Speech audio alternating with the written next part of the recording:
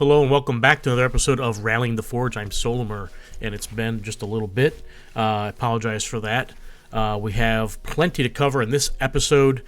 We are going to talk about the SFCS, the Convergence Finals, patch updates, upcoming events, golden card bounties, and more.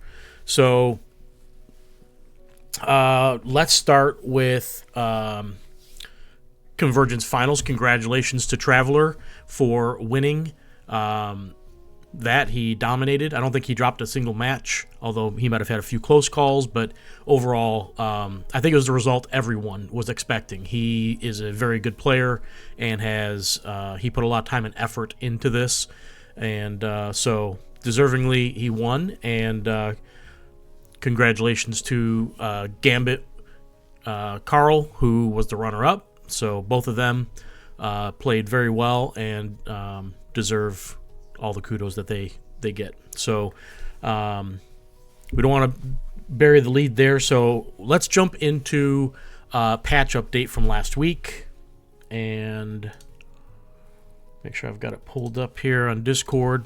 So last week they updated Steam, iOS, and Android, although the release times might not have been exactly at the same time because of the mobile has some different requirements, or they hold it, different periods. But they pushed all that out last week, and you can see, so they did some work with the collections, reduced frequency and amount of data app pulls from deck database, prevented favoriting deck from adding extra tags to the deck. So when you favored a deck before, it would list all this stuff on it would tag it all. Definitely hated that happening. It says Quest added to main screen. I'll show that when we go back to the client. You can no longer delete a completed quest. So before, you used to be able to accidentally hover over the delete button, hit it, and it was gone, so you didn't get your gold. And then they added a little visual on there, which I'm not a big fan of. I don't know what the purpose of that was, other than so you can see that it updated. It's kind of annoying, and it makes it hard to see your actual numbers on it, but whatever. Tooltip fixes. Deck view buttons added. View deck is now always on. This one is huge, and we'll talk about that in a minute, actually. Then we have My Collection button after buying a deck bundle now takes you to faction decks. Scroll bar visual improved for longer Forgeborn abilities. So that must be in game. But the deck view and making it always on now, it also means you cannot turn it off. It is always there. Everyone can always view everyone's decks no matter what, and the bug where it wouldn't show up anymore should be gone. They put a lot of effort and work into this after a big complaint session from several players, and they finally relented on it and said, we're going to turn it on, give you a button.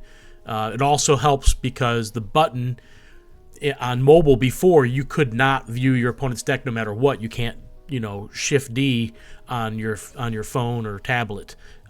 So it was needed for that purpose to pull it up, but also just to get rid of the bug and make it match what their rules say, because when you play physical, you can always look through your opponent's piles. You can see their Forgeborn cards to see what cards they have in their deck.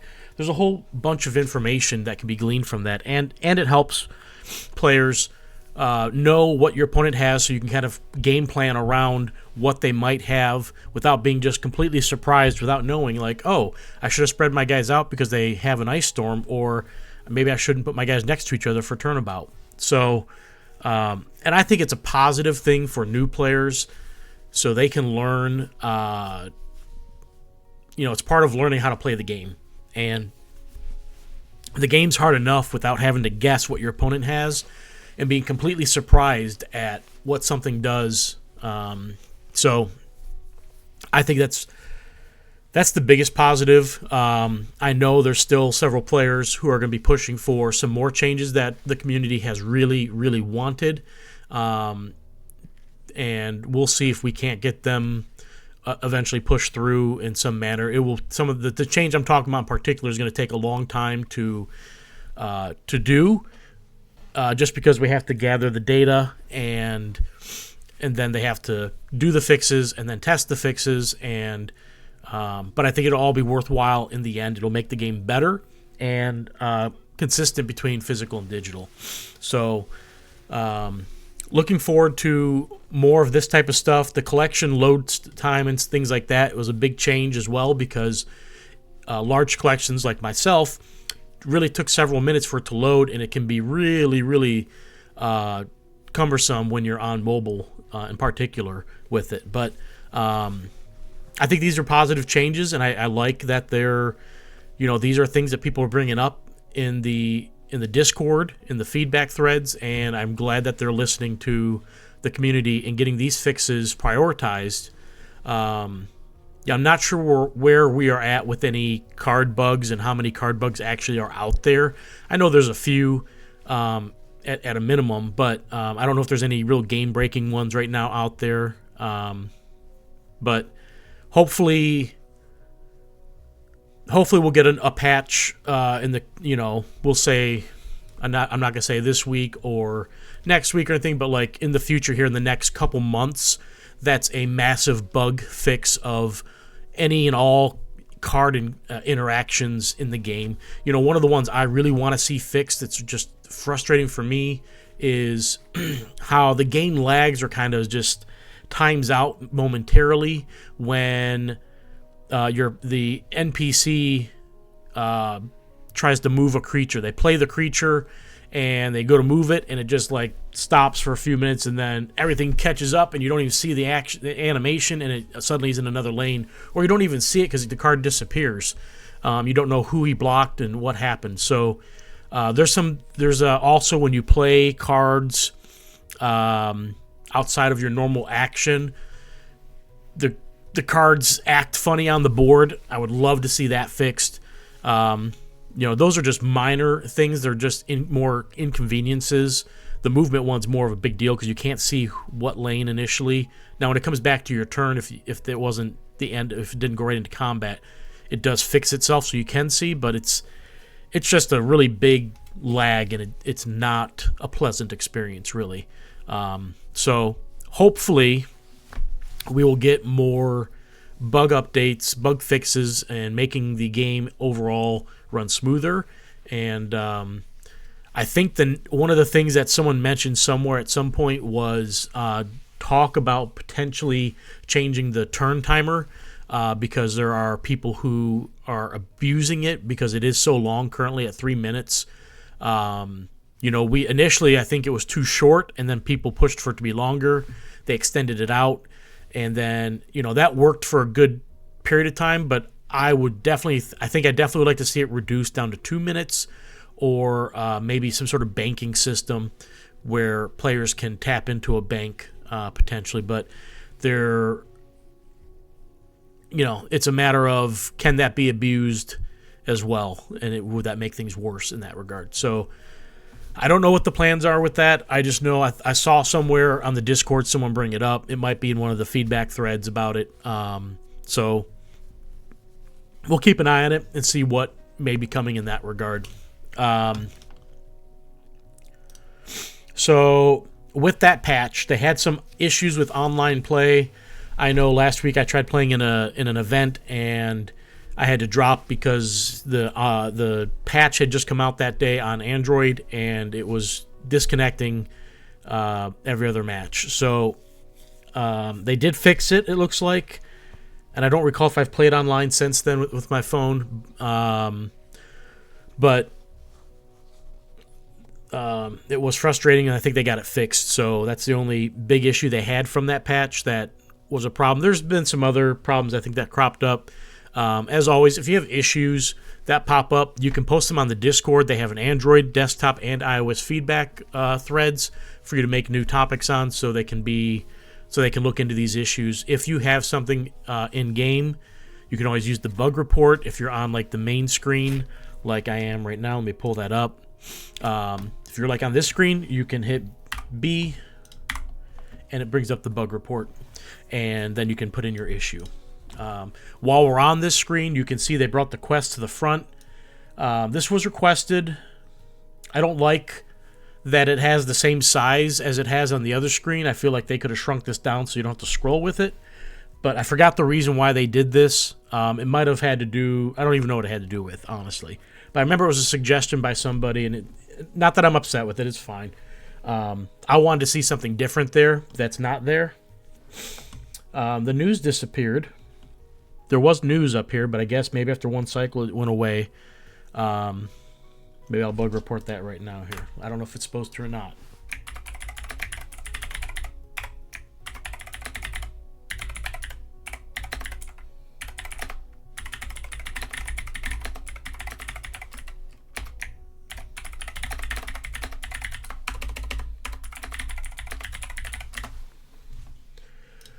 Okay. Bug failed to send. Great. I will post this bug on the Discord, I guess. So that's all you can do. Okay, so that was the patch update.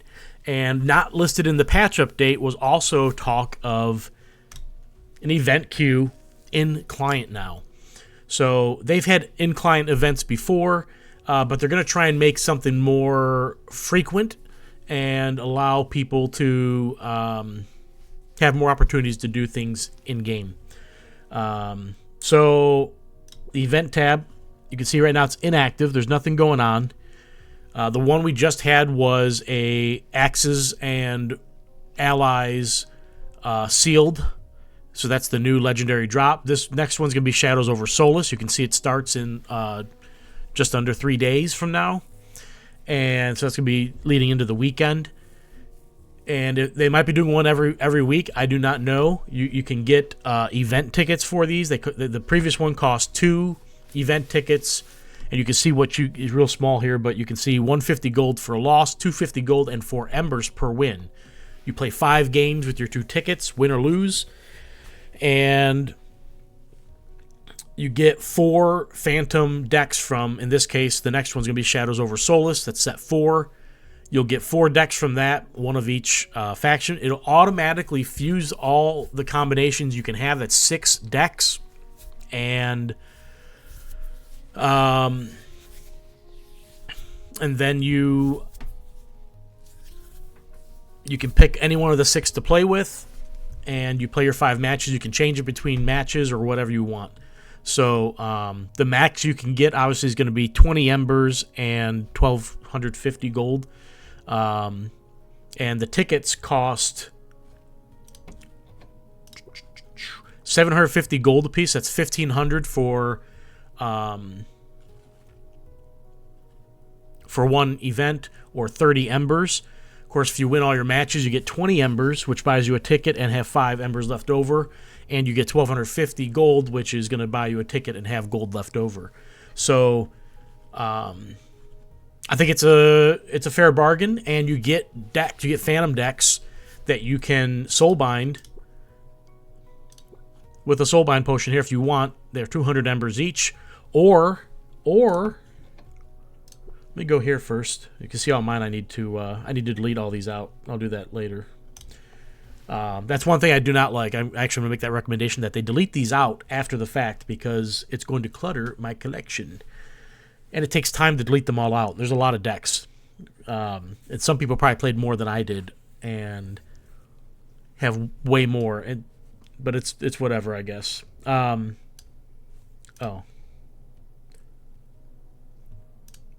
Why can I not soulbind them? Oh, it's because of the deck. I'm an idiot.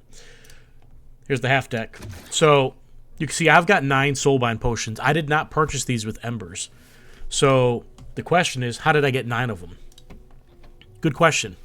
So in the SFCS, once you qualify for the finals, if you participate in additional qualifiers and you finish in the top 3, you earn a soulbind potion that you'll get a code at the end of the season, on top of whatever decks you may win from placing first, second, or third. And that turned out to be me for the third and fourth SFCS seasons. I got like 12 Soulbind potions or something because I participated in a ton of the events and finished in the top 3 12 additional times. So you can earn them that way. You get a code. So technically you can take that code and you can sell it to somebody if you wanted. Or you can trade it to somebody if you wanted. So that's really nice. Gives players a way to do some different things, I guess, in that regard. Speaking of the SFCS, let's go to Chrome. So we have coming up, events coming up. We have the Ready, Set, Rumble, I think is hosted by Antofa on his Discord. It ends up being 7 a.m. my time. I won't be able to do that. I'll be driving on the road to work.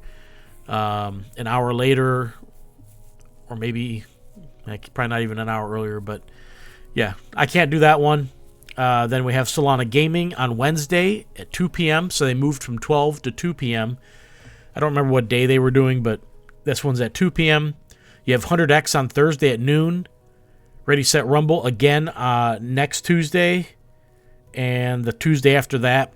So something changed. They changed the SFCS season. Instead of being monthly, they're making this one run through the end of March.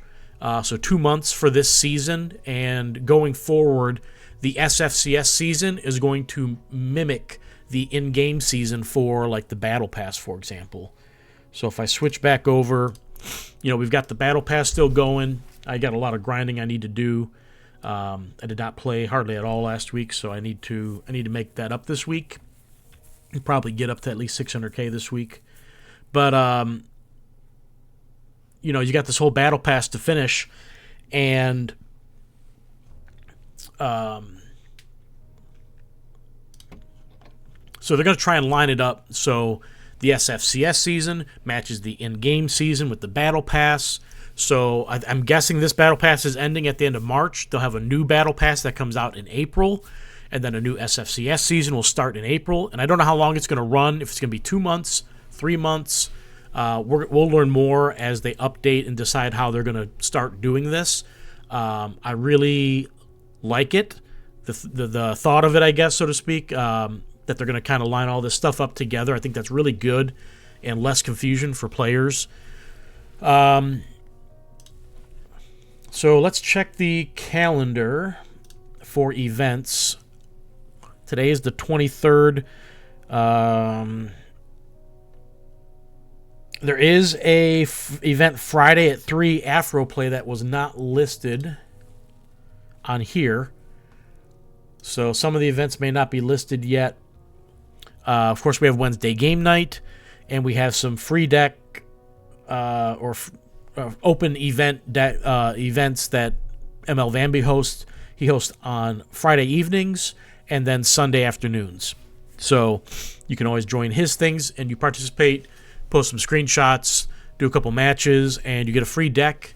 And he gives out extra codes for people who do really cool things within the theme that he's picking for the week. And it looks like this coming week he's calling it Beast Mode. So I'm going to guess you need to bring your beasts, and beasts are a lot of fun. So bring your best beast decks and have some fun with that. SFCS. So they've been better about posting some of these up, and I don't know that they're all up. I feel like SolForge is not on the calendar. They have a sealed event this coming Saturday, and it is going to be, I think it's the Scientist set, maybe? I'm not positive. It might be the Scientist set. So that's a $5 entry fee. You get a booster of whatever set it is. I think it's going to be Beakers and Bones, and you get to keep the decks. They're not phantoms. You keep them. So unless they're changing it because of the in-client sealed thing, I'm not positive. But they were supposed to have that, so we'll see if that continues or not, or what the deal is there. Golden card bounties. So an update on this. If you didn't know before, and from my previous video at the beginning of this, when this happened, you'll know now for the future. They are all sold out. They are all gone. So if you're not familiar with the golden card bounties, you can go back in other videos and read. You can read on the screen exactly what it is.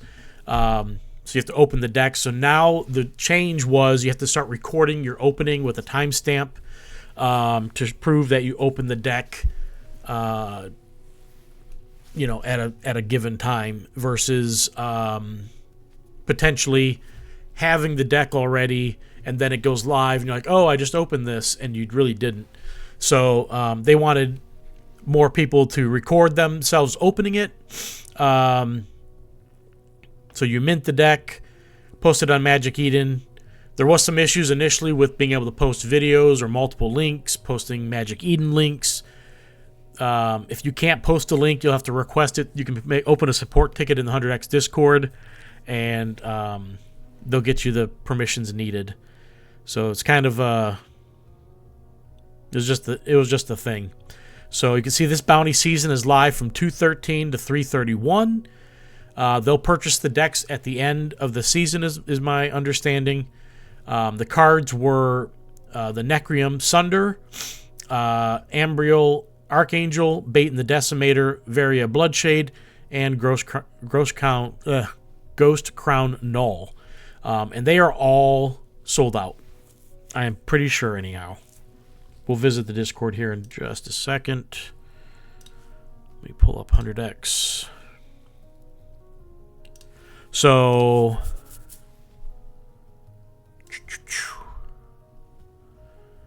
yes, it started here, and like people opened packs as soon as it went live, and they just started pulling all of their legendaries.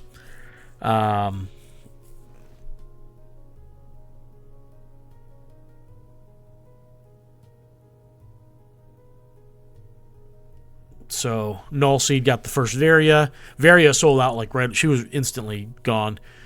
But we go through and you can see there's a lot of posts all the way through. I got 3 on the first day. So I basically broke even on mine. I had really bad pulls. I was streaming it.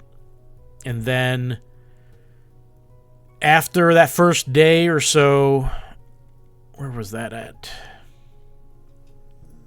There was a few that trickled in after the first day, and then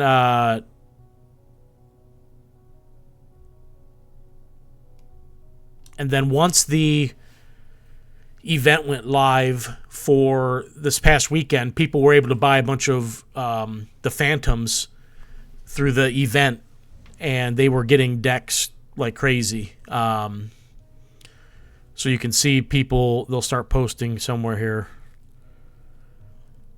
You can see all the Phantoms there, and they were getting the Sunders from that. Like someone got a Necrium and a Tempest version right there in the same pack pull. Crazy. So people were pulling, they finished them out pretty much. As far as I can tell, I'm pretty sure they're all done. The Sunder was the hardest one to get, and after the event opened up, people just got him. I didn't get any of the Sunders in the sealed event. So Ambriel's 60, the Sunder's 60, Baton 60,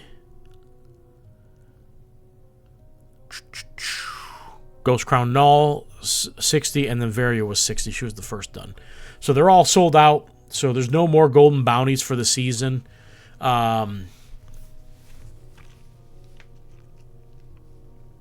So hopefully people, got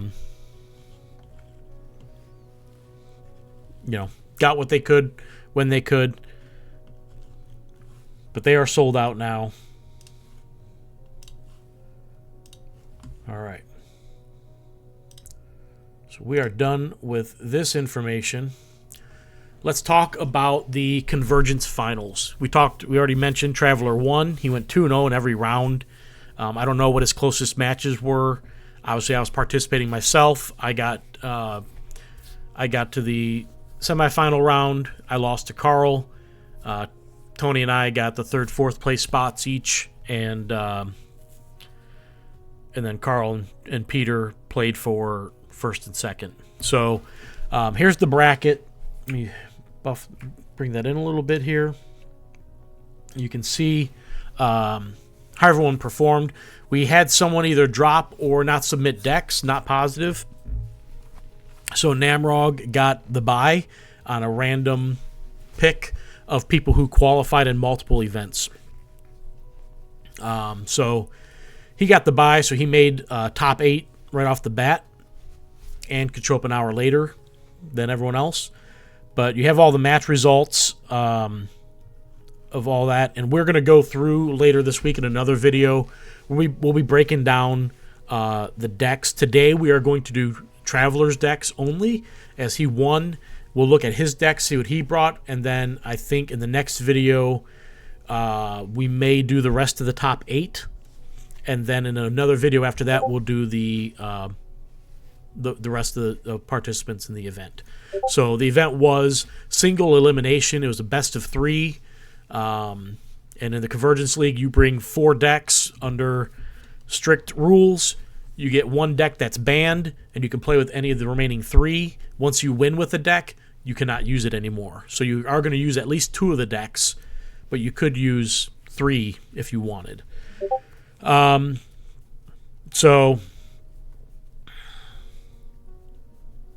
yeah, we'll look at Traveler's decks here, and I don't know which ones he played in each round, if he changed up or not, depending on what got banned, of course.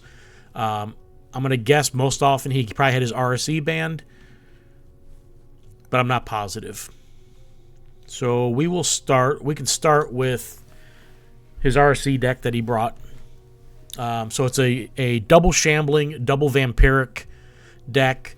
It's got Relentless Wanderers and a Blight Witch together. That's really nice in the same half deck. It's not like you have to pair 2 halves to get that combo going. He's got Dreadbolt, Spirit Leash, Zrath's Will. So good spells. You got removal, and you got a free spell play there. Moeba as a creature. This one has aggressive, so that can be useful against a stealth creature potentially, but once you level it up, its stats are actually decent, so it's not bad once you can get it leveled up. So if you had to play it, not the end of the world, but the rest of his creatures, really good. Not big on the apparition, but it can proc itself by destroying another creature, and then shambling from that, and potentially flipping RC that way. So a lot of good stuff in this Necreum half. Definitely intriguing. And then he has, obviously, RSE, and it's got Elementalist Ritual, Fireheart Idol, which he loves. Burnout's a good spell. Ice Storm's a nice damaging spell, especially when people group things up. Can really clear out some space on the board. And then just some typical creatures. Got a Teacher, Tamer, Evoker is okay, Raging Worm okay, Thundersoar. So he's got, the creatures aren't as important. Just the Nova's the most important one there, but there's other uses for like the Teacher and Tamer probably were played most, maybe Thundersoar in certain situations.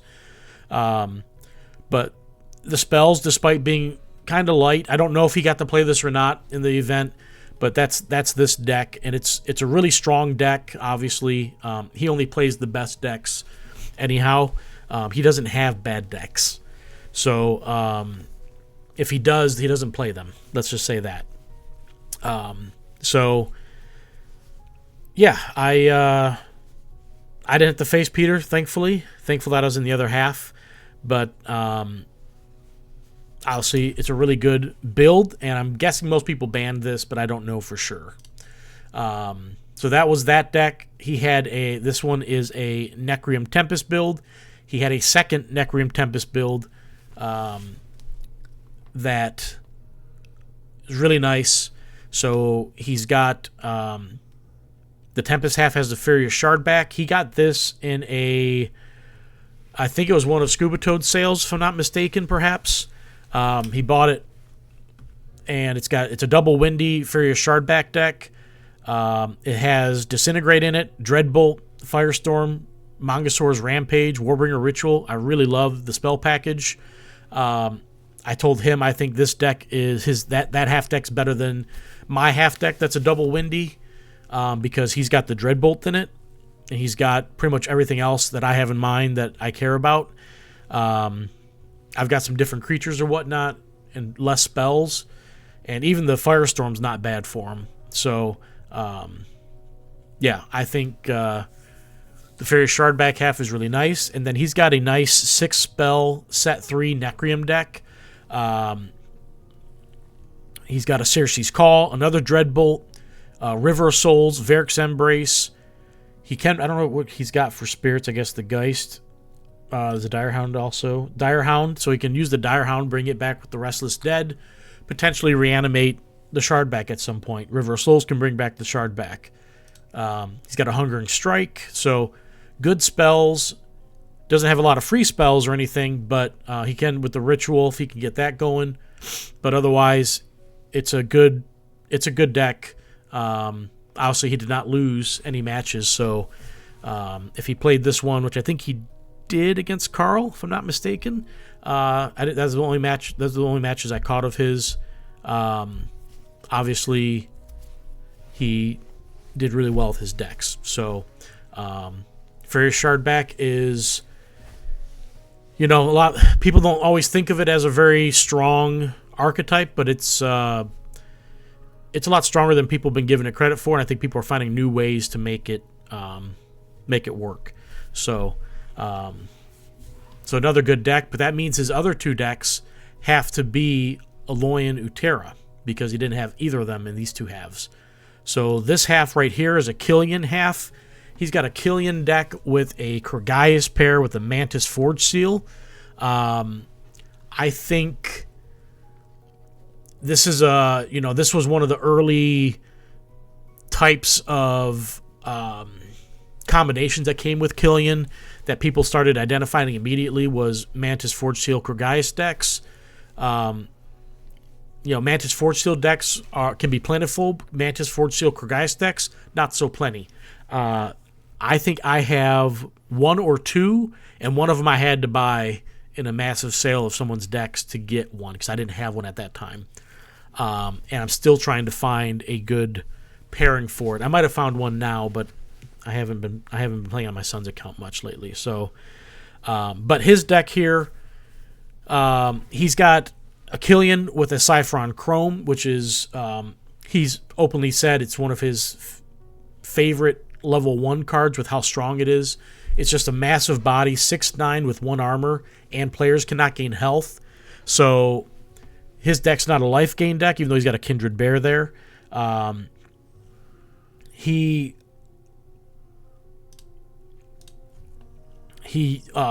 uses the Drone and other cards to level up cards to be able to pull out Killian. He has that on the level 2 there, so you can play Killian Converged, which we can't see the card on the deck view here, but it comes out and it gets +1/+1 for each upgraded card in your discard pile. With the Mantis and Forge Seal, he can do it in cycle 1 if he wants, if he gets enough upgrades, or if he misses that, then he'll get it naturally in cycle 2. And then if he doesn't use them all up, he can do it with the Forge Seal and Mantis later in the game, bring it out as well.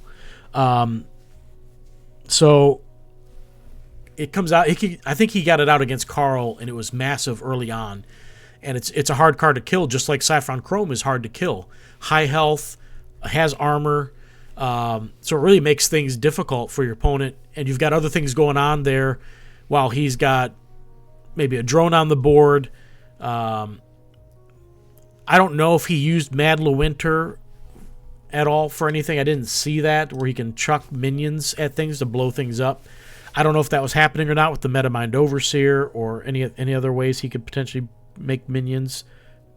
Experimentation, if he got a discarded, can play one. So I don't know if it was just a card that's in the deck and it doesn't matter what cards are in it, because you're really wanting the Killian out of this. He also gets a free spell. He gets to play 2 creatures from your discard pile for free with Echoing Essence. So if you're upgrading the Mantis and Forge Seal, or one or the other, in cycle 3, you can play 2 creatures from your discard pile. That's arguably better than AC4. So there's a lot of good stuff in this deck, and obviously his win condition is he's stopping life gain, he's potentially got a massive Killian on the board, and he can pull out Kyrgios onto the board. He's got a lot of things there going for him. Those are his win conditions, I feel like. He obviously didn't lose any matches. If anything he played, whenever he played this deck, it does not have a whole lot else going for it other than a lot of stuff that's hard to kill, and his spells are, he's got Redact to get rid of some creatures, annoying creatures. Energy Prison can reduce attack on a creature. He's probably using Tech Upgrade to upgrade cards. Siping Experimentation's getting upgraded when he can. He's got Botanimate to help control a creature that he doesn't want to get out of hand. And I think, I'll have to replay when we replay the finals match. I think Carl made a massive misjudgment, and it cost him the match against Peter. I think he would have beat Peter's deck here had he done something different. But in the moment, it was probably just almost like a natural reaction to do what he did, and I don't think he did the math to see the other option. And he did his Dark Forge Drain to Kyrgios instead of his other creature, and he instantly moved on. Now I don't know if Peter had an answer in hand or something else, but yeah, it would have been interesting to see if he would have buffed the other creature who would have got rid of Peter's Kyrgios, and then he would have potentially been able to win the match. So I don't know. We'll have to see when we replay the video. But so again, a really good deck here, and I want to say the first person that I saw playing a Kyrgios Killian combination deck was TCG Jeff. He had got a Killian deck early on, and that was like his go-to in the SFCS events almost immediately. So, whether he pioneered it or not, Traveler definitely perfected it. And, this deck here, people should be looking for Killian decks similar to this, where, it might have some good cards in there for them to do some stuff, and then find a good pair for it, such as this. So those are probably his three best decks, and I am unsure if this is an actual deck or if it was just a filler. He had to have Utera and Aloyan. He uses a set. I think he needed a set 4. Let's double check that. So it's 2 and 1, 2 and 1, 2 and 3. So he did need a set 4 deck, and then just whatever deck else. So he may have, with the Darkshaper Savant here, Betrayer, paired it with this for whatever. So I doubt he used this deck. I'd be surprised if he says he did. This was probably his throwaway deck. It's kind of good to see that even Peter, who plays with only the best decks, might not even been able to make a really, really super strong, overpowered fourth deck for this format, as that was one of the struggles I was having. Was I could do 3 good decks, I could never get a 4th solid. When we go over my decks, you'll see I have an okay deck, but I didn't play it. And part of that could have been I did not prep like I should have. I was going through some stuff last week. I was lucky to get my deck submitted, and I never even looked at anyone else's decks, even after they were posted a day in advance. So I wish I could have had more prep time. It would have put more towards that, but I didn't. And it would have helped me against Carl, and potentially in my earlier matches as well, even though I won those rounds. I think Tomato Red Eyes surprised me with a deck, and I was not prepared for it like I should have been. So definitely a learning lesson. I really enjoyed this format, and I hope that they'll bring it back at some point. Maybe when Set 5's released or something, maybe they'll make some changes to the format, and we'll be able to do this again. It was a bit restrictive, and I'm sure for people with smaller collections, it was almost impossible to participate. So that might be something they look to relax on, and depending on how they do it, if there's a set 5 by then, but we'll see. I'm looking forward to. They're going to have a new format coming up, starting in March. He's supposed to release today the information. He has not announced it yet. He might have forgot, but he's supposed to release today the new format so people can look at it and start preparing for it for next month. And so my guess is going to be it'll be another 3-month event. People qualify in it, and then I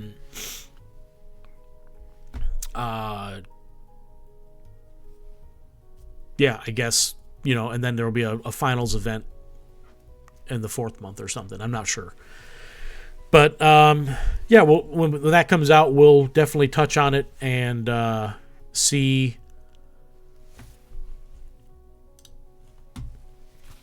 what's going on with that. But the Convergence League was a lot of fun. Everyone who qualified got prizing of some nature, which was really nice. You could either take a big chunk of SFG that'll be streamed out over 6 months, or you could take, or you could take some embers and a whole chunk of booster decks or booster packs of decks of whatever sets you want, including legendary drop sets. So, so Peter got he could either take 76,000 SFG, which is valued at over a couple grand, or he could take, I think it's 6,000 embers and 295 boosters of whatever sets he wants, however he wants to break that up. So there's a form for all the participants to fill out. Make sure you guys check the event Discord for that link, and make sure you fill out what you want for your rewards. So once everyone submits that, they can work on getting that distributed to players. It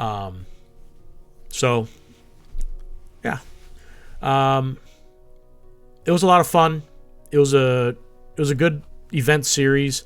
I'm not a fan of the weekly matches or whatnot for things. So once I qualified, I did participate in the first 2 months of it, but I didn't want to do it in the last month's qualifier. I don't know. I don't like the weekly format.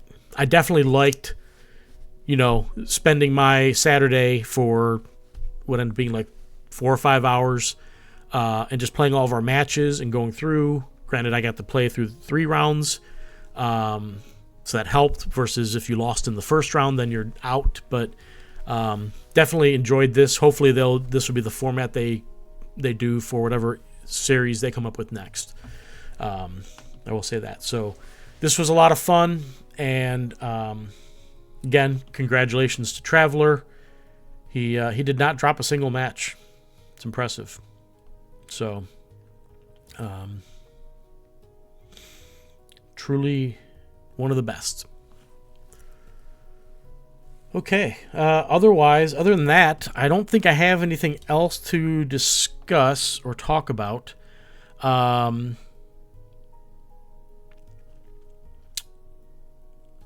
Tickets are still available. They might be permanently available in the shop for the sealed events going on in game that are coming up. So you have something to use your gold on. Buy event tickets. And so just so people are aware, you join the event, you got 5 matches you can play. You can also forfeit the event after you get your decks and start a new event. So if you're just looking to get cheap phantom decks, you can do that with the gold and not play your 5 matches. So I had an event open and it completed out because I didn't finish it before the event ended. So it automatically got rid of it. But I don't think anything else different in the store. They didn't fix this graphic here. Wish they would. But yeah, Axis and Allies decks still 40 embers. You can get some of those. But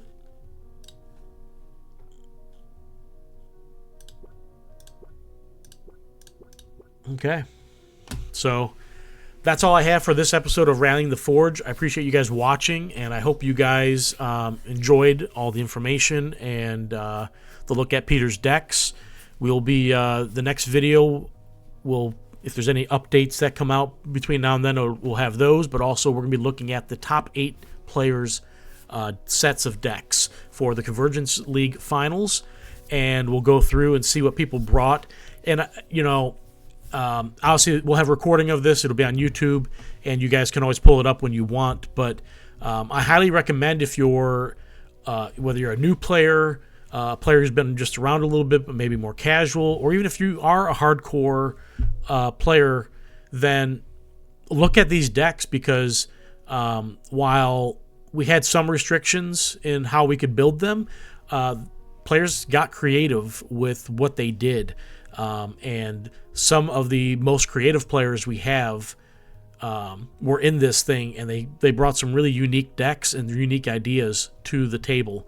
And it's worth looking at what they did, seeing what you might have in your collection, and mimicking what they did. Maybe you'll find something that maybe works better than what they had, or you'll get something that's pretty close and it's just as effective, and now you've got a pretty competitive deck that you didn't have before, because sometimes people just think of things that you can't. I'm copying people's ideas all the time, and trying to see if I can't make it work, or if I've got something better. Like, I don't have any Killian decks built yet because I haven't dug into that. Honestly, these past 2 legendary drops, I have not had the time to go through the cards I've gotten and see what I might have and really build anything from them. I did build a warrior deck finally a couple weeks ago. I haven't really played it though. I built it for the Wednesday night game night with Crimson Caravan, but I missed last week, so I didn't get to play against him with it. But maybe this coming week I might get to use it. But there's a lot of good ideas in these decks, and we're gonna go through all of them over the next couple episodes. So make sure you're watching for those videos to drop, and we'll get a look at what everyone brought and what ideas are out there for some good competitive decks. So thank you guys, and I hope everyone has been well, and I look forward to seeing you guys in game and at some of the SFCS events, and maybe even in the sealed event queue in client. So take care, and I'll catch you guys next time.